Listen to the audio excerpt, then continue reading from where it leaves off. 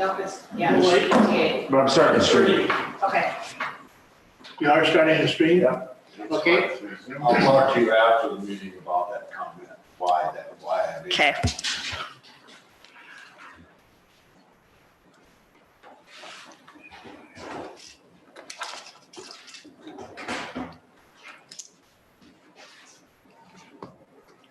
That's pretty quiet in here.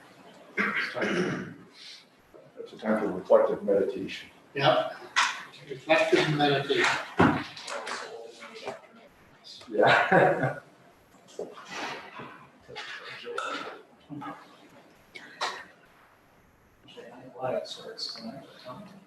Oh, yeah.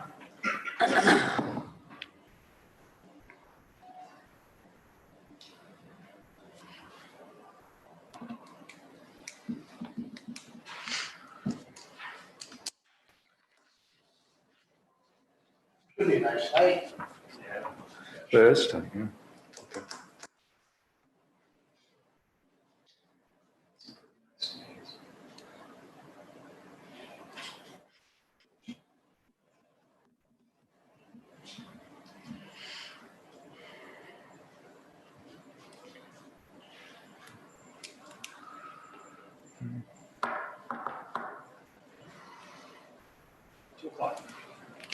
Yep. Good afternoon. It is 2 p.m. and it's June 4th, 2020, and it's a little bit unusual, but we are conducting the afternoon commission meeting, and this is our weekly meeting. We'll open the meeting with Pledge of Allegiance, and let's allow our newly elected Commissioner Troy Van Duzen lead us today. I pledge allegiance to the flag of the United States of America and to the republic for which it stands, one nation, under God, indivisible, with liberty and justice for all. Thank you, Mark. Thank you, Troy. Is there any conflict of interest on the agenda that the board members would like to bring to our attention? No. All right, seeing none, let's go on to number 3. Well, actually, we need to ask for public comment because I Yeah. inadvertently took that off. So if you want to, Is there any public comment? Any public comment? Seeing none, then we'll go on to item number 3, action to approve the agenda. So moved. We have a motion by Troy, a second by Commissioner Waterman. All in favor indicate by saying aye. Aye. All right. Motion is approved. All right, I'll take over. Thank you. So we are on item number 4. 4. And that is action to approve the minutes from the May 26th, 2020 meeting. So moved. Motion Second. by Waterman, second by Gable. Any additions or corrections? Seeing none, all in favor say aye. Aye. Opposed, that motion carries. Item number 5, monthly reports. Our Veteran Service Officer is here. Good afternoon, Todd. Good afternoon. I provided a set of notes. Move up to the mic. provide everybody with a copy of Todd's notes and another worksheet that he had. They were very thorough. Thank you. Would you like me to read through these notes? Okay. Highlights. What? Highlights. Highlights. Basically on the blinds, bottom line there is that it's on hold for right now until a later date. I'll bring that up at some other time. So did attend a couple of veterans meetings for the first time last month. We did also have I met with the commanders of the local organizations on Tuesday night at the VFW.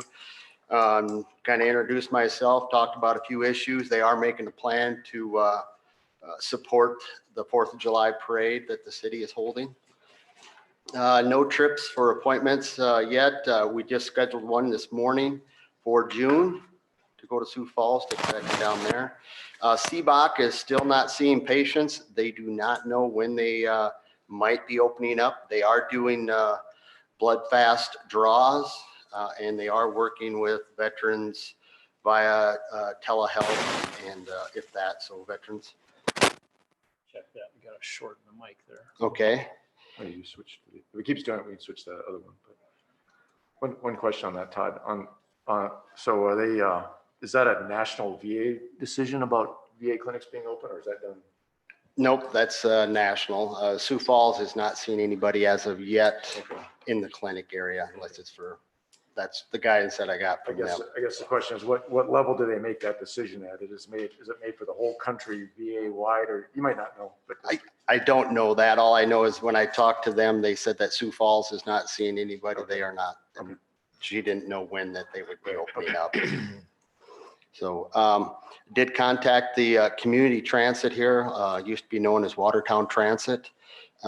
They will provide rides to basically anybody in Watertown for a medical appointment, be it dentist, optometrist, Brown, Sanford. That's with a grant through Prairie Lakes. So that's a good service. Also, I heard back from the state archives on that issue when I was talking about all of our records that we have. They went back, found an old a manual there from 1985. I kicked that up to the Veterans Affairs at state. They are going to look at updating that, coming back. Basically, right in the first page of it, it talks about that the county has to adopt that manual. Once we bring that to you, you guys would adopt it, and then we can proceed forward with doing something with all the records that we have on hand. I'm going to skip that next one and go to that because that leads into my other sheet that I have attached there on the DAV Explorer. But we are currently open for business. Front doors are open in the morning. We lock them up at 5. We had a very busy day yesterday, probably 7 or 8. I had about 4 appointments, and so we got a lot accomplished yesterday. The field support officer from Sioux Falls came up, helped me in my transition here, learning my job from that standpoint. I think we're doing good there. So Good.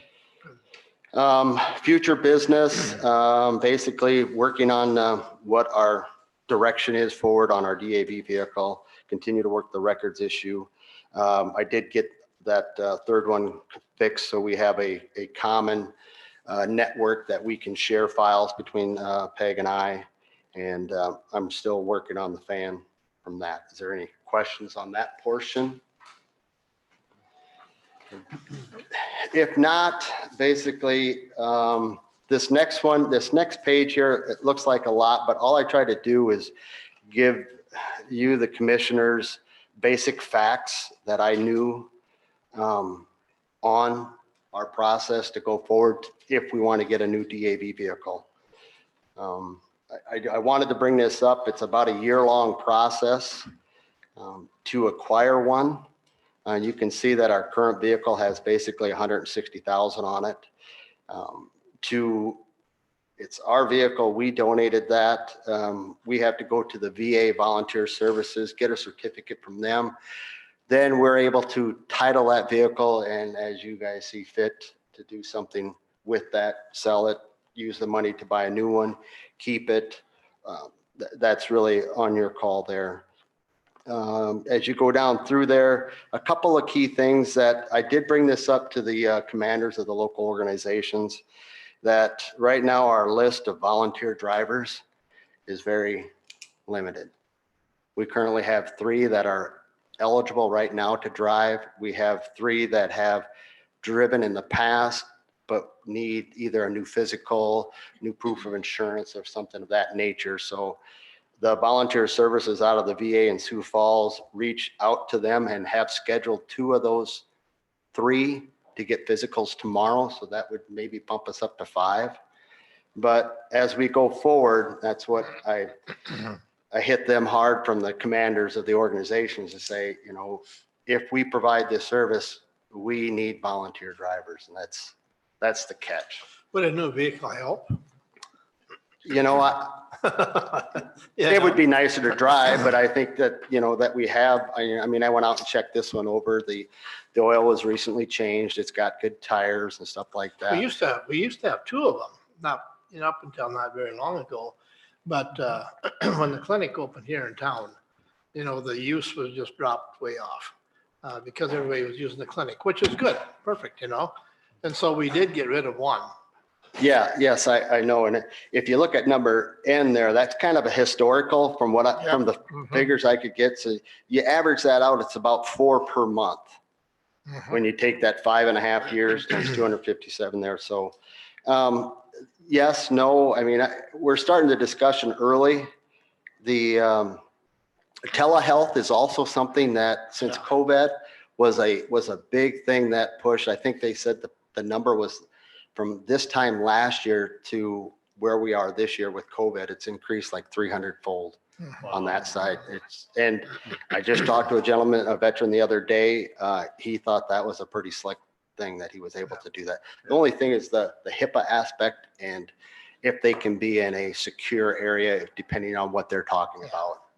But I do think that's something that could be gone forward. I did talk to the Terry Hoffman So I was with just going to ask you with transit, if we with could. community transit. Mhm.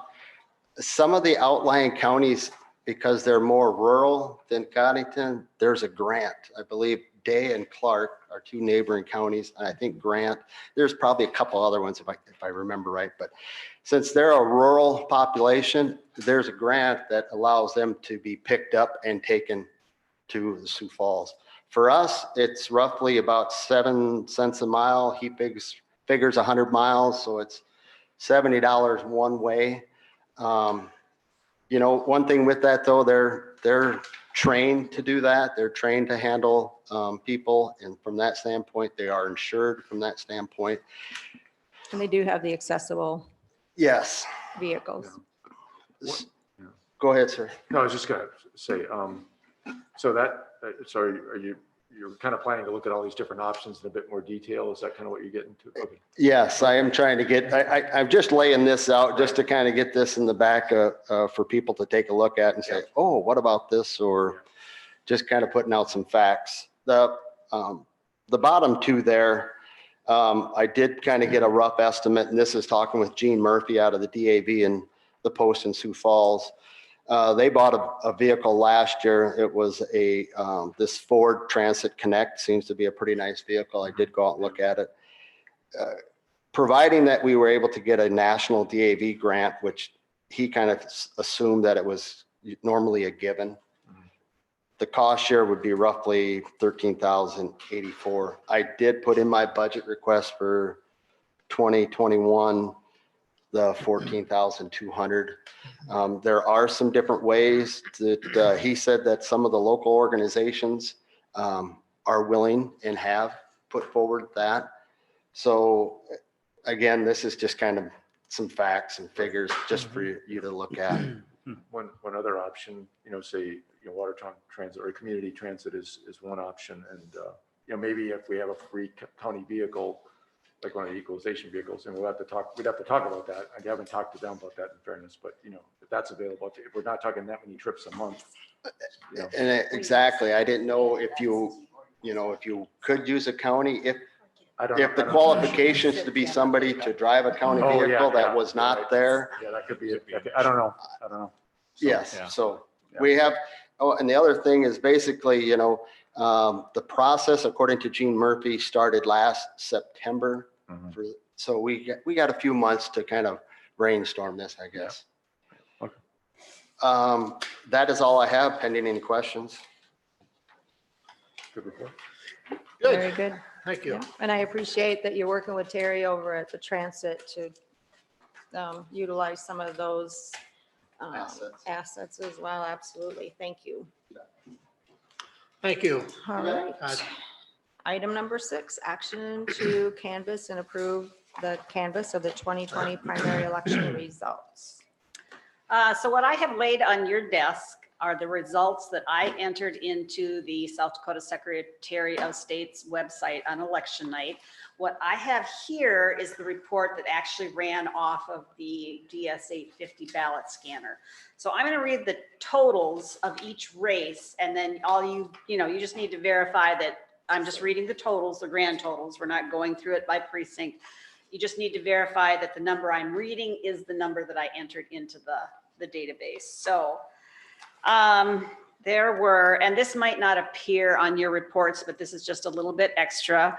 The ballot scanner read 4,270 votes, ballots on election night. That was our total turnout, which I believe came to 25.74% turnout, which is pretty good average for a primary. Cindy, on that, I was just kind of curious. Can you tell what the ages are and the ranges of that, of the people who voted? My only thought. I think there is a report that will let us do that. I know there was a report when we were processing or when we were getting all the absentees in. I know there was a report that generated the return of the absentees. I could sort it by age. That's something, it would be I'm not interesting to sure. know if we intrigue the younger generation more, because getting them Okay, to for the, come. well, okay, the majority of our votes were absentee, and I can tell you that the biggest range of voters were between 50 and 70 Oh, okay, for the who voted early. okay. So I'm assuming that may have carried over to the polling place in a similar fashion, but I did look at that before the election, so. All right, thanks. All right, for United States Senator Mike Rounds, 2,209. Skylar Borglum, 596. I'm sorry, it probably started with the Biden and Sanders race, didn't it? I'll go back to that. Bernie Sanders, 207. Joseph Biden, 1,097. Our scanner report comes out a little differently than the Canvas report. So for United States Representative, Liz Marty May, 525. Dusty Johnson, 2,272. For State Representative, District 5, Nancy York, 1,688. Jacob Sigurdsson, 773. Hugh Bartles, 1,802. For Codington County Commissioner, District 2, Jim Didier, 137. Charlie Waterman, 262.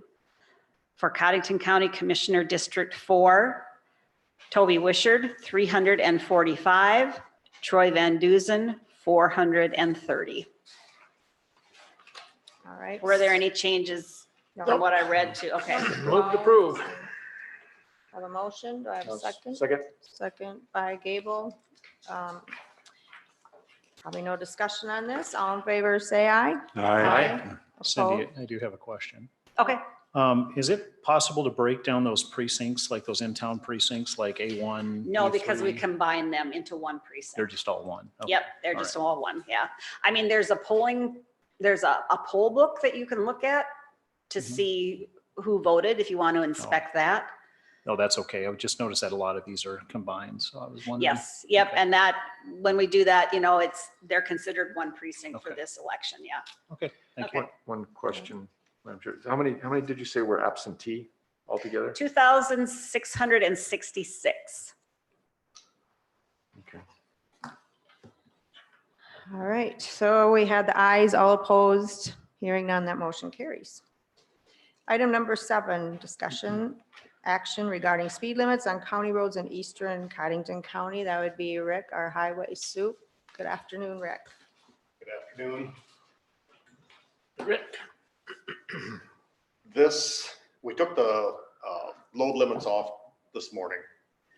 And we left the speed limits, the 40-mile-an-hour speed limits on everything east of Highway 81 and our County Road 11. And that's for the wind people. Because when all this started, I was told that their trucks drive 35, 40 miles an hour, which is true. But all their subcontractors that do all the hauling and all that, the speed limit is just an option. So we'll make that 40 miles an hour. I've got a call in with the highway patrol right now to see if we have to have a resolution for that, or if, as long as the signs are up, it's enforceable. So, We should probably have the board take action to lift the load limits, but leave the speed limits in place. And then if you find out from the highway patrol if that's sufficient, then we're covered. Otherwise, we'll have to take further action down the road. Resolution. I'll make that motion.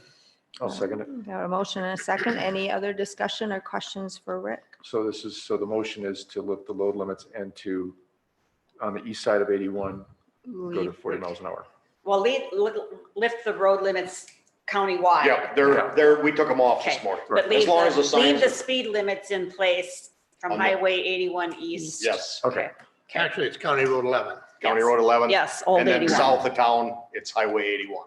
Yes, So, okay. and part of where they're gonna haul will be on County Road 11 from Con Ag down to County Road 6, which will be 55 miles an hour.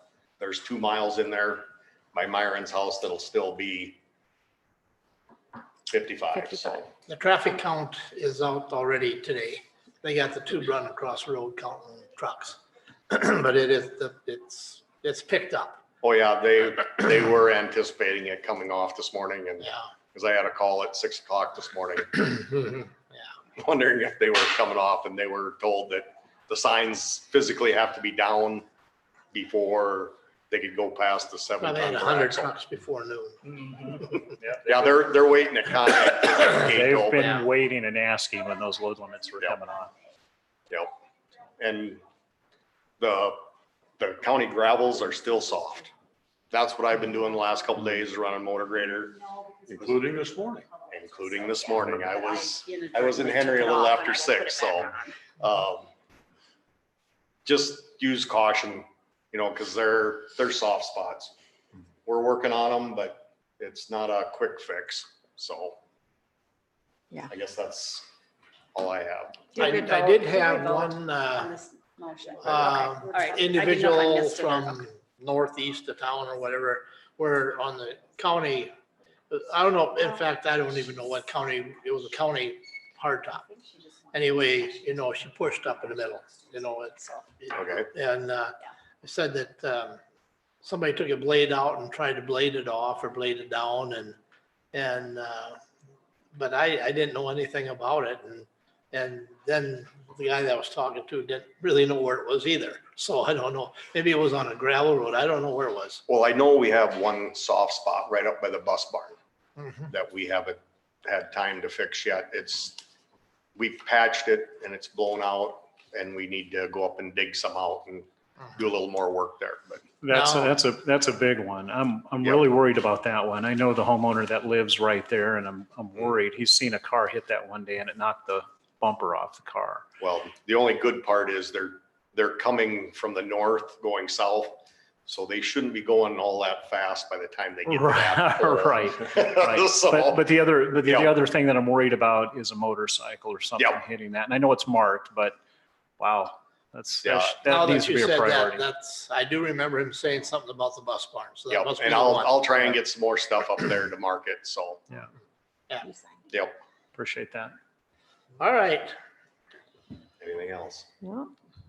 Okay. Thanks, Rick. Thank you. Rick. So we need to vote then. All in favor, say aye. Aye. Opposed? That motion carries. Commissioner Gable, are we signed into Zoom? Cindy was just wondering. Yeah, Arlene's on. Okay, she is. Arlene is, I don't know. Okay, Yeah. I it's on. will. Okay. All right, We should be we're good. streaming and everything. Item number 8, discussion, action regarding mailing fees suspended during the courthouse closure. Is that something Carol wanted to discuss or? Well, she's not here right now. We can- She just wants the board, you know, just to maybe discuss it. Do we put the mailing fees back on now that we're open to the public?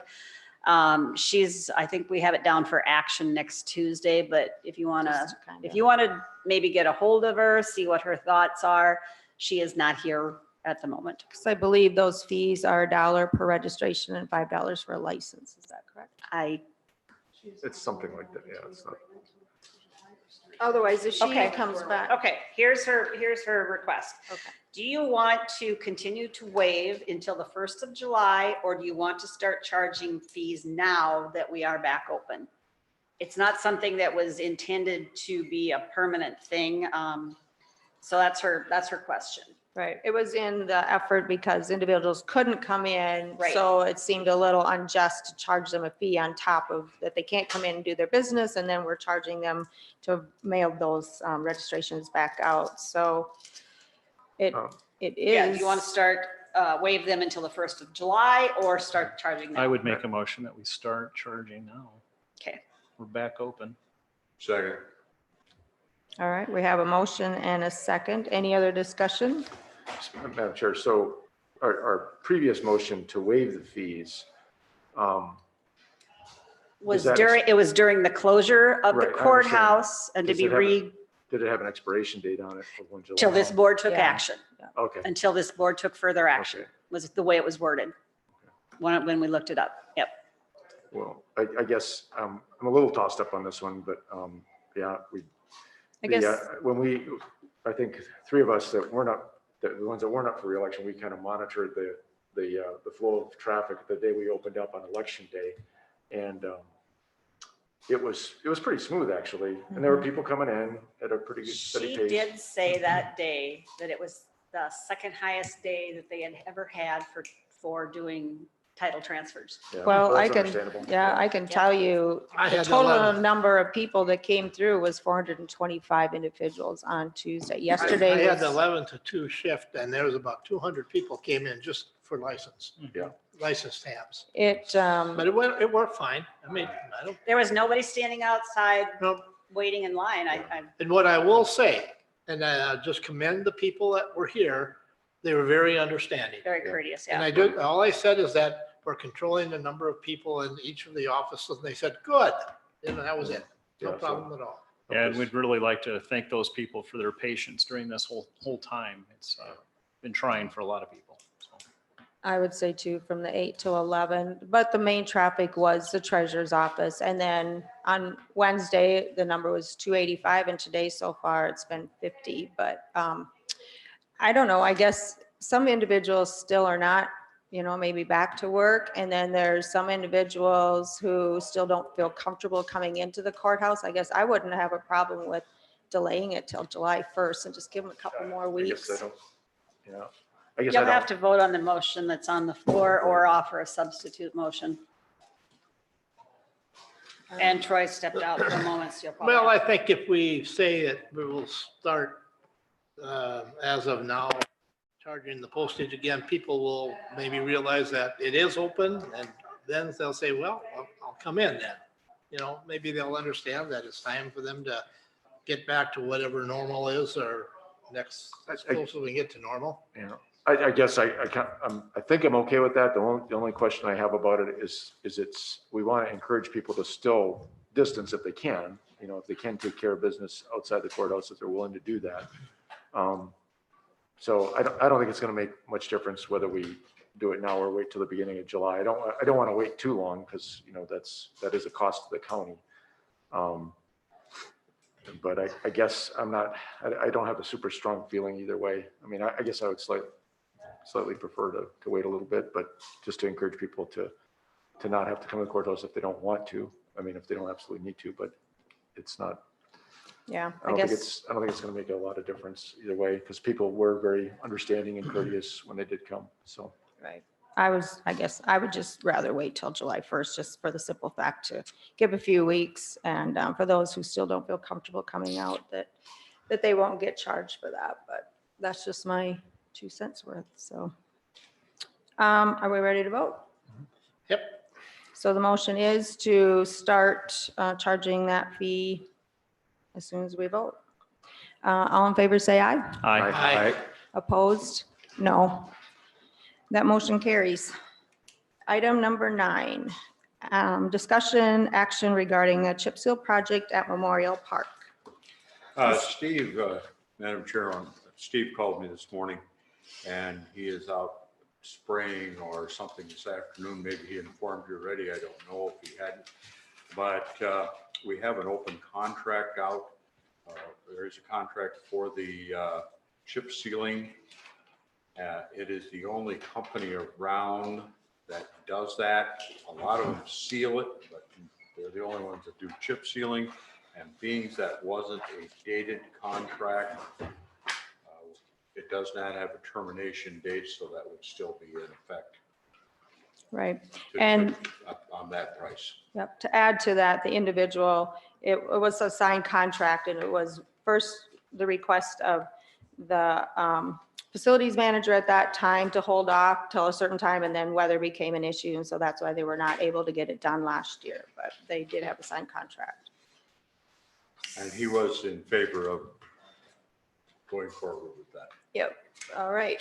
So hearing that information, is someone ready to make a motion? I would make a motion that we proceed with the chip sealing project for Memorial Park. I'll second. Got a motion, a second. Any other discussion? What was the dollar amount on that thing?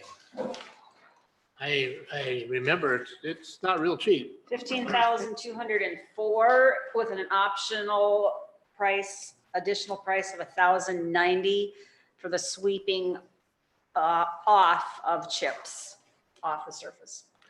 So just to, so did we, seems to, we acted on this already, correct?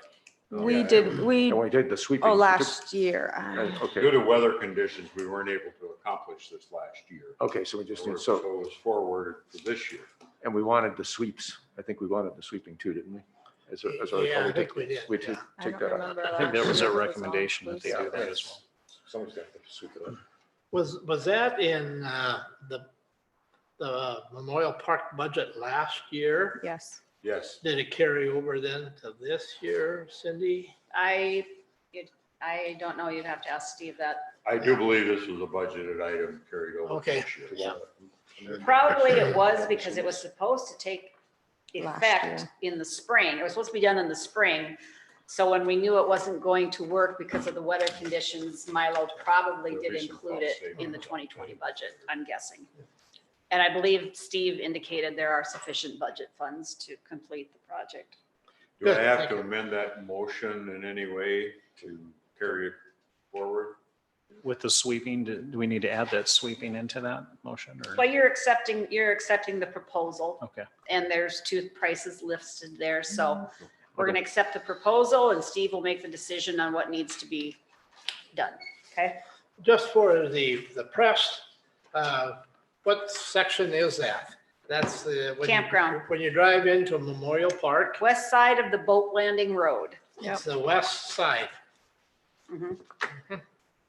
East side. East side. It says west It side says on the west side. proposal. I Yeah, it think does it's say the supposed to west be side. east side. I Would think be that's east. just a misconception. I think it is too, to tell you the Maybe up truth. towards the. Who's house on up first?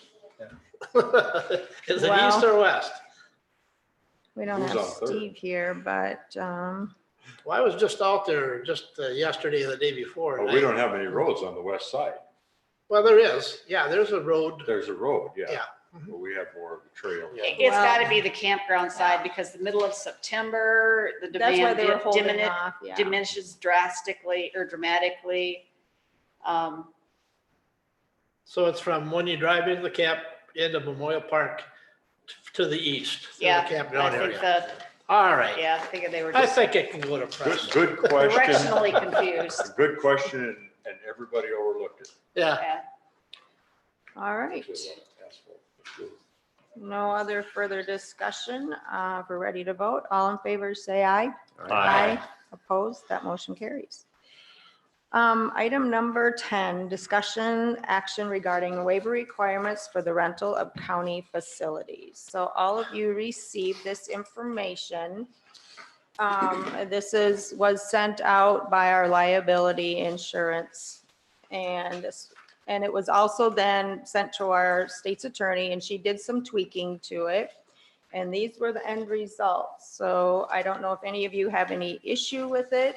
How it would work, like out at the campground, it's not going to be every single person that comes. It will be per camper that when they go to register, when they check in or whatever, they'll sign this waiver in relation to Memorial Park. And then also we'll have to contact Lutheran Church of Our Redeemer just for their church services.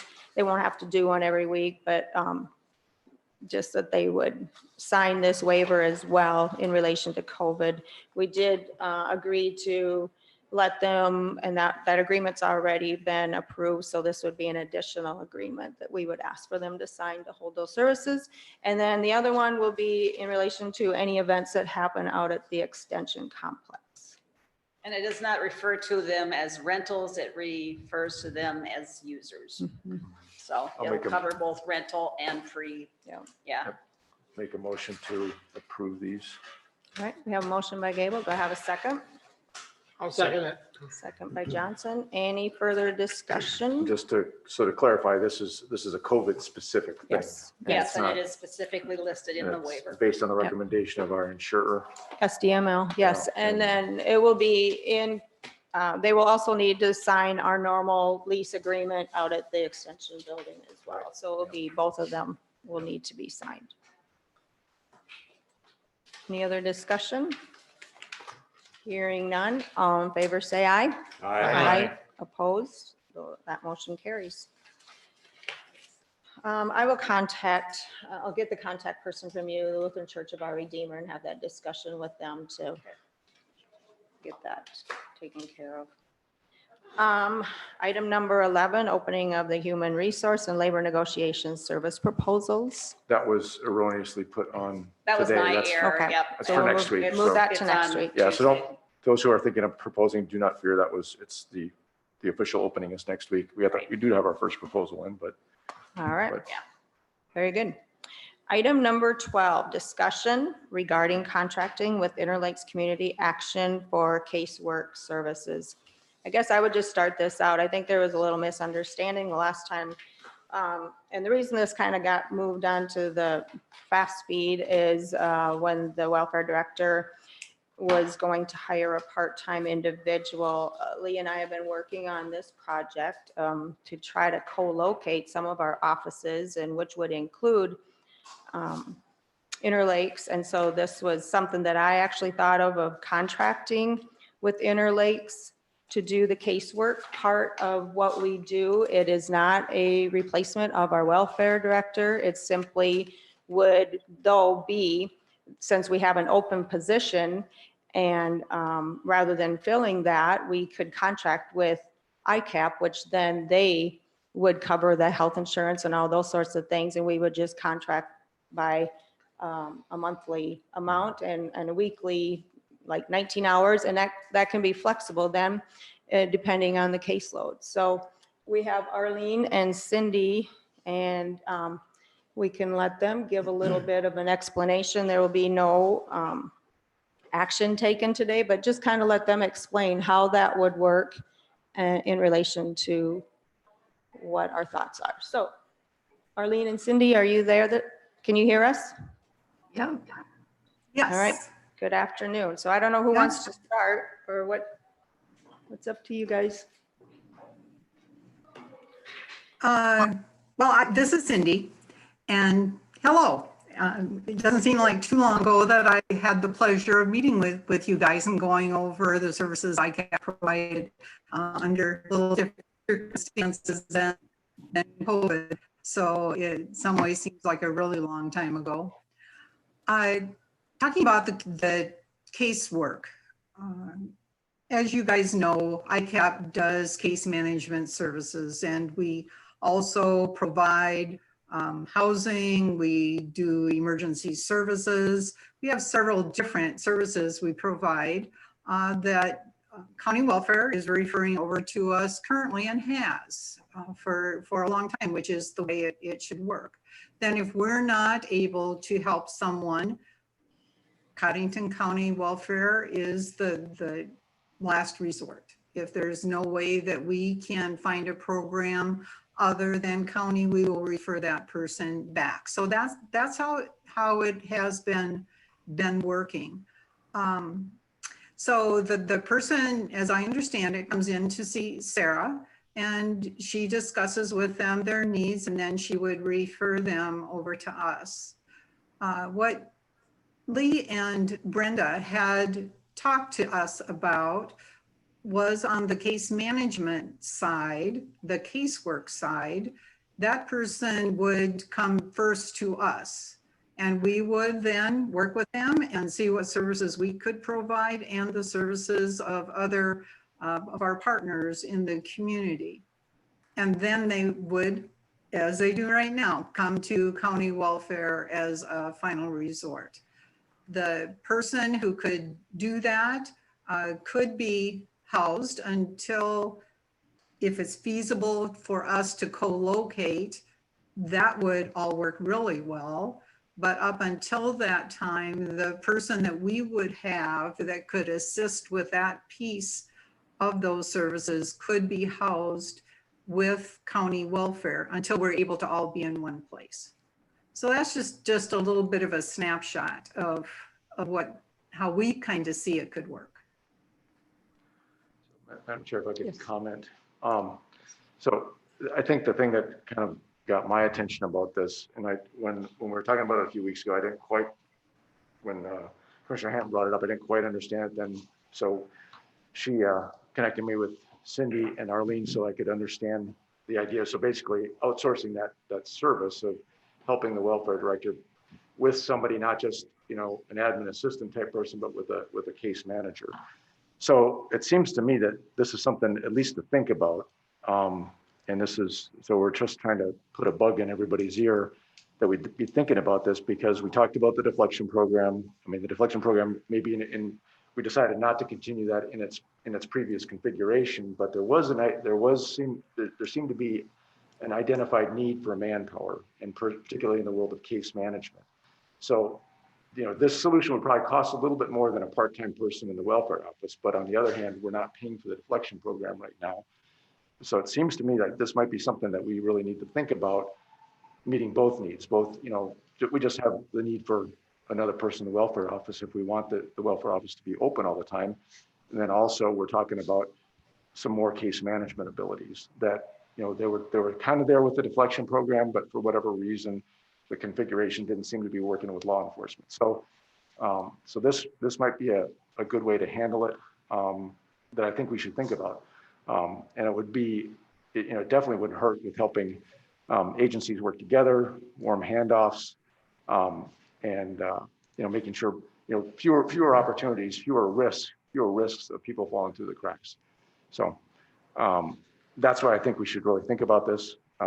We could get an idea. I think it might be helpful to get an idea just to understand what the potential costs would be if we did this, say, versus a regular part-time person in the welfare office. So asking everybody to keep an open mind as we talk about it. Right, and the thing with this, the difference between just getting a part-time individual in that welfare office is this individual would be able to do case management. So it would do both of those, take care of both of those roles, basically. Is they would be there to be the intake and then be able to follow through with the casework. So I don't know, Arlene, did you have anything that you wanted to add? I had a pretty lengthy discussion with Cindy in reference to it, and I asked several questions. Are you still there, Cindy? Yes. Cindy, are you there? Yeah. Anyway, I appreciated her candid conversation with me in reference to this, and I came away with a better understanding of what we were trying to do. And I think that it is a possibility. We have a lot of I's to dot and T's to cross, you know, to make this thing work or to be functional. I guess it kind of surprised me in the fact that Cindy says, well, we have a person that's ready to go now, but we probably aren't ready for that right now. But it is something that, and I know I was a little bit apprehensive. I think the key thing was, and Cindy straightened me out on this, is that I thought I had the idea of the assumption that we were going to lose our welfare office. And that was my big concern. We do not want to lose our welfare office. Cindy did assure me that that is not going to happen. The size of Codington County has to need and will have a welfare director. And this individual, if we were to sign a contract with community action, Your Lakes Community Action, would be, if anything, to enhance the welfare office, possibly to broaden its opportunities that it would offer to people, and probably expedite some things. If in fact we could house these individuals in the same facilities where one could hand off to the other. But here again, now we're talking about renting facilities, moving people and all this, and this takes some time. And so we have to keep an open mind, and so I'm certainly willing to listen, and then when it comes time to sit down and really, like I said, cross the T's and dot the I's, that's when we'll probably have a lot more questions. Commissioner Johnson, you are the liaison for the welfare department. Yes, I am. I appreciate your comments, and I appreciate you taking the time to talk with Cindy about this. Have you talked with Sarah? And I'm curious about what her thoughts are. Yes, I have. Yeah. And how can I best explain my conversation, or what I have, the conversation that we've had is I think that she was unsure of what all was going to happen until, like I said, the I's are dotted and the T's are crossed. You really wonder what's going to happen. And I think when it comes to that point, Sarah has to be involved in that process, so that everyone needs to stay in their own lane to make this thing work. And that includes commissioners as well as the employees. You understand what I'm saying, people?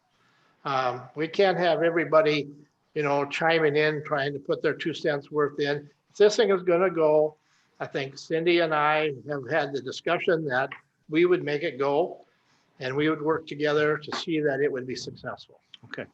The thing I needed to is the hear. reason that it kind of got brought forward quicker is we had the opportunity then, when we had an opening in that office, to be able to fill that and with both needs. And so it was something that was going to eventually, it was never to replace the welfare director herself, but since she had an opening, then we were the best thought process was to fill it with this caseworker, and then you don't have another person there that maybe may That not being be said, needed. I did get an email from Sarah this morning, and I don't know if she shared it with all of you, but in reference to, she has the job opening that she has Mhm. published. It's going to be in the paper, I think, this weekend. Okay. But the closing date on it is June 15th, and there's no reason why we would have to honor that. I guess Right. we could delay that. Can you you know. rescind that motion? As a board, can we rescind that motion to hire? Okay, my question is, what are you going to do when the welfare director is using her allowed time off? Exactly Who's my going to point. cover that office? That's where we said that they would be in-house. This Right, caseworker could be right, but are in-house. they going to cover the welfare director's duties as well as the case management? That would be my question. That's a good question. That's a very good We have to question, work that out. Yeah. Uh, Yep. This all sounds very interesting. Mhm.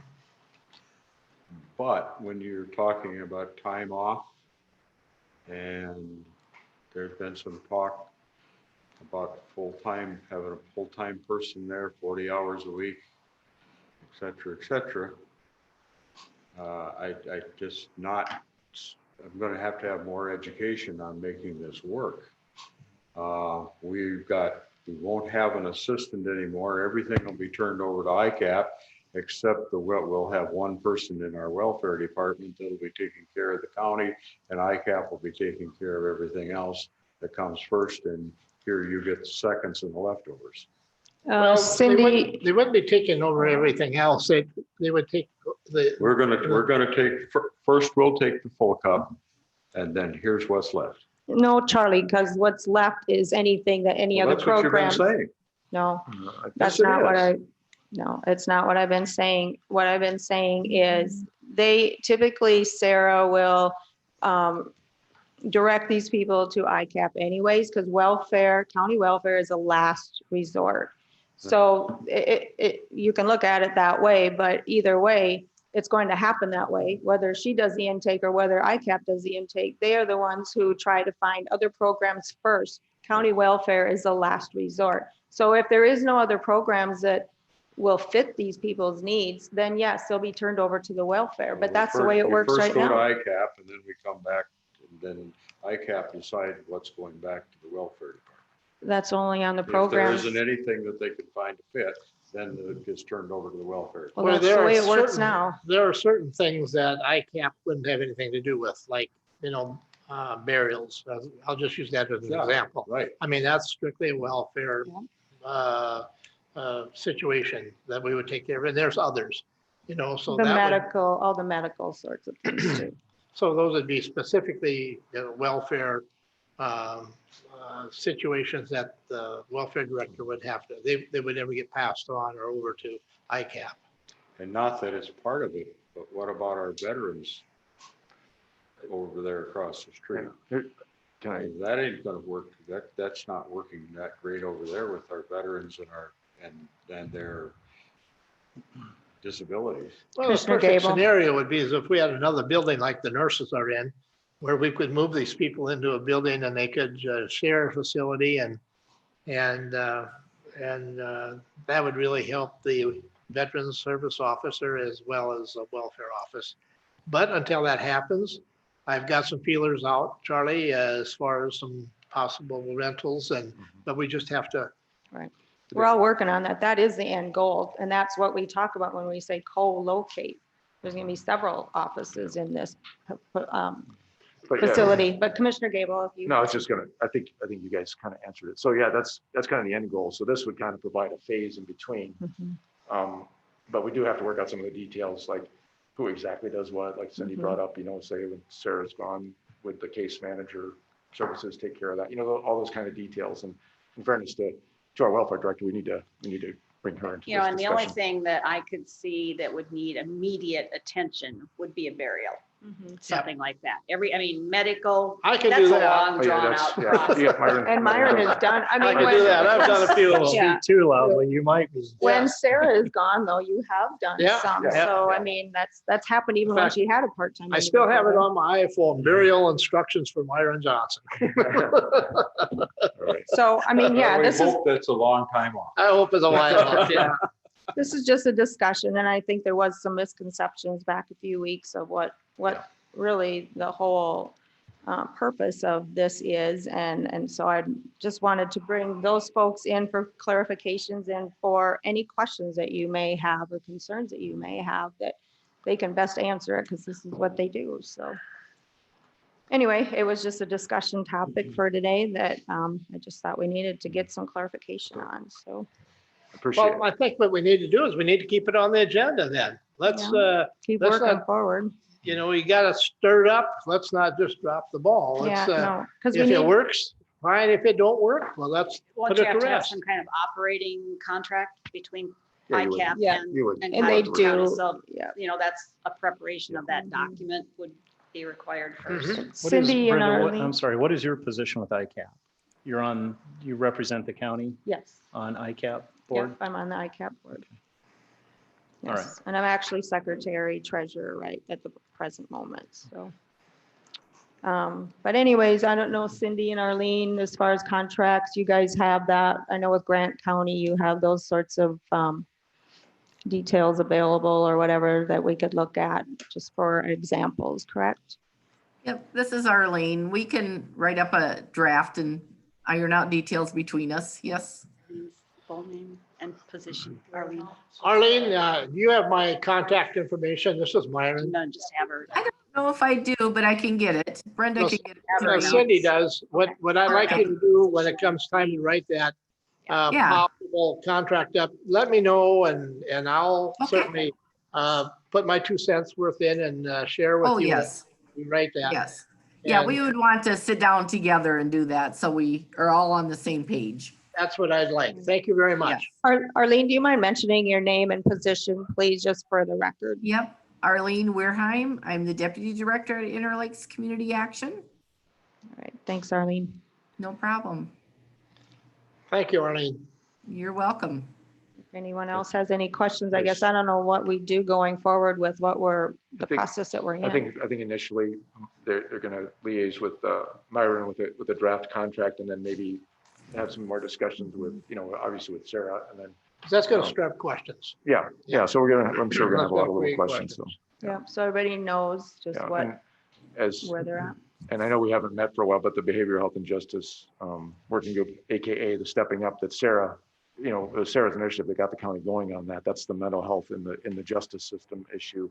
I mean, there could be some positive impact. Basically, the better everything works together in the social services world, the better it's going to be for Right. the criminal justice world. So, Because we've also talked about possibly having Yeah. the housing person from HSA in that co-located Yeah, place. It's so- just to streamline the process and the efficiencies and the checks and balances just seem to, maybe make it a little bit more efficient than how it's done right now.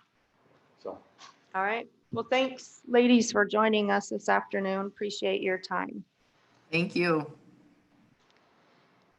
All right. Item number 13, discussion, possible action on COVID-19 practices and procedures. We have anything I today? don't, I think we've already talked about the fact that we opened up the courthouse on Tuesday. Things seemed to go pretty smoothly. Definitely a good turnout in the treasurer's office, but people were courteous and understanding of the need to socially distance. And so that was good. Yep, it was. People were, Now that Lee said that, Cindy, got a question for you. I had some people waiting down there to get up to the treasurer's office, and I said, now you're all here to get your tags. I said, yep. I said, today is June 2nd, right?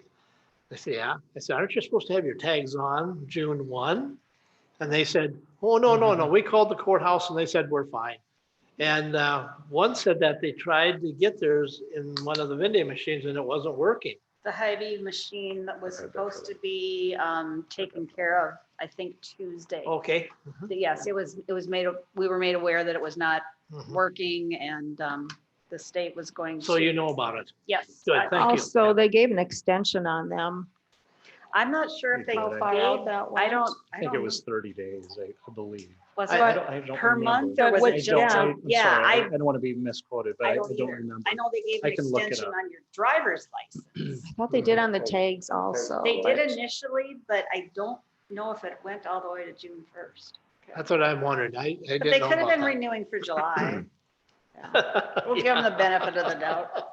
Well, anyway, Okay. I wonder if our treasurer, if she'll come in and speak to what she wants at the end, if she'd be, what time she's getting back. Well, I think we've already handled her issue. The mailing fees is all she Oh. wanted, so It was about that meeting. that's for next week. Yeah. She She's got just put that- it on for then? Okay. Yes, Okay. yes, that is just on for next week. Okay, Yep. that's fine then, because I was thinking we were going to address that as well. Okay. Item number 14, action to approve claims for payment. I have nothing for 14 or 15. All right, moving on then to item number 16, to approve personnel changes. And I have None of nothing. them? I have nothing. I have a travel request, I Yep. guess is what I have. All Okay. right. This is from the facilities manager, request to attend the poison hemlock larvae collection in Nislin, South Dakota. County vehicle, departure date and time is to be determined. There's a $95 lodging expense and $43 in meals. Move to this. approve. We've got a motion. Do I have a second? Second. Second by Van Duzen. Any other discussion? I did talk to Steve about this, and the reason it's to be determined is it all depends on when they hatch. So that's why it's Oh, all okay. kind of unknown at this point. And as this starts happening, then they will do that. All right. Any other discussion? If not, Biological control. And this is a terrible thing when it's out of control. It can be 10 feet tall. We're talking about what it is. okay. All right. Any other discussion? Hearing none. All in favor, say aye. Aye. Aye. Opposed? That motion carries. Item number 18, well, we don't have probably any of those yet. 19, any old business? Hearing none. 20, any new business? Just, I guess this could have been whole business, just a reminder on the HR services proposals. Those are due next week, Tuesday, so they'll be on the agenda. We'll just open the proposals. We're not going to award them that day because we'll have to review them, but that's FYI. Okay. And also attended a JDAI meeting today We actually had one socially distanced one outside the Boys and Girls Club. It's kind of interesting. But just a little bit of statistics. You recall we just renewed the grant request essentially for that diversion coordinator at the Boys and Girls Club. That's the position filled by Brooke right now. And she gave us a little bit of statistics. And over the past year, there have been 90 diversions from the justice system using that program. Only 4 of those have been failures. And so that's a bit of good news. That's a lot higher than it has been. So that's a real benefit of the program. And then we talked a lot about other things. Yeah, but that's probably just to kind of, I think, affirms the fact that that's we appreciate the state working that grant with the counties. And that's for that, by the way, that's JDAI stands for Juvenile Detention Alternative Initiative, in case anybody's wondering. All right, thanks. I guess I also attended, I am on the Ag Committee. We had a meeting yesterday, and I'm just gonna pull some of this up here quickly. The way it looks right now, it doesn't look like the farm business banquet is going to happen. They're wondering about the 4-H barbecue. You know, they did announce that the state fair possibly was going to happen. So it'll be interesting to see, how that trickles down to our local achievement days and what that will look like. So those are kind of the bigger highlights. We're thinking on some improvements out there that will be a benefit for all of those individuals using that facility. So that will be more talks in the works as we move forward. So with that, I don't have anything else to report. Does anyone else have anything? I had a short 3.5-hour Skype meeting yesterday, South Dakota Retirement, and we were kind of all sitting here with our fingers crossed and hoping that we wouldn't have to propose corrective action because of the stock market being so flat or going south. And we certainly want to maintain our 100% funded status. That 100% funded status is very, very important for more things than what I realized after we get into it. But for one thing, for the retirees, I mean, that assures us that our retirement is there. But for anyone in particular in South Dakota, they lean heavily on that 100% funded retirement for our bond rating for the state of South Dakota. And we have, what is it, a AAA bond rating, which is absolutely excellent. Well, that's as good as you can get. And that affects schools when they go out to issue bonds. It would affect us when we would go out to issue bonds. Anybody at any government entity that would, want to issue bonds, the state status and what their, financial status is, and that still all comes back to the South Dakota Retirement. And it being fully funded is so important to keep that. Well, the good news was yesterday, I don't know if you watched the markets in the last 3-4 weeks, couple weeks anyway, they've been coming back slowly and surely. And it looks like we didn't have to suggest any corrective action to take to the legislature this coming year. And we are still 100% funded. And so the interesting thing that I think we'll find is that coal is zero, which is really kind of unheard of as far as I can ever remember. In fact, some of them are wondering maybe it'd even be minus zero, but it's zero. So when we start talking about increases in salaries and things like that for the oncoming year, there won't be any inflation, any cost of living, any COLA there. So those are the things that we covered, but it was a good meeting, and hopefully that'll be our last Skype meeting we've had, I think the last 3 or 4. And these meetings run 3-4 hours at a shot. So it gets to be a long meeting sitting looking at the computer. So, but technology is wonderful, but I hope to be able to get back and see them eye to eye here in September. That's when our next meeting. Today, We were also invited, normally in our June meeting, we combine our meeting with South Dakota Investment Council. And they chose to do a Skype meeting as well. So we could have joined in on Skype with the South Dakota Investment Council, but here I am. So some of my fellow board members are participating through Skype with Investment Council meeting. These people have their work cut out for them. You know, this is investing all the dollars that come into South Dakota into some entity that'll make us money. Thanks. That was it. So with that, all you received an email from Chris Jacobson. If you would do that little survey, it's in relation to our county fall conference. We're still convention deciding what we're going to do with that. So that will also be something that will be coming down the pike. I think we had something on the agenda in reference to Carol doing some in-house training. No, that's No, for that's next next Tuesday. That's She what- just sent you a heads up. It's on Sent the an agenda email. for next Tuesday. Oh, okay. Yep. I think, Madam Chair, I think we do need to do a quick Yep, executive session. executive session under number 4. Correct, yeah. So Yep.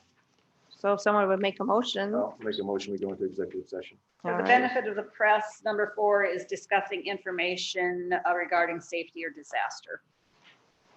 And there won't be And who made any. the motion? I'm I sorry. made the motion. Gable, do we have a second? Second. Second by Van Duzen. All in favor, say aye. All right. Aye. Opposed? We will go into executive session. There will not be any action. I will need each of you, I've got 3 copies of the canvas there. They're paper clipped together. I will need each of you to sign each document. So I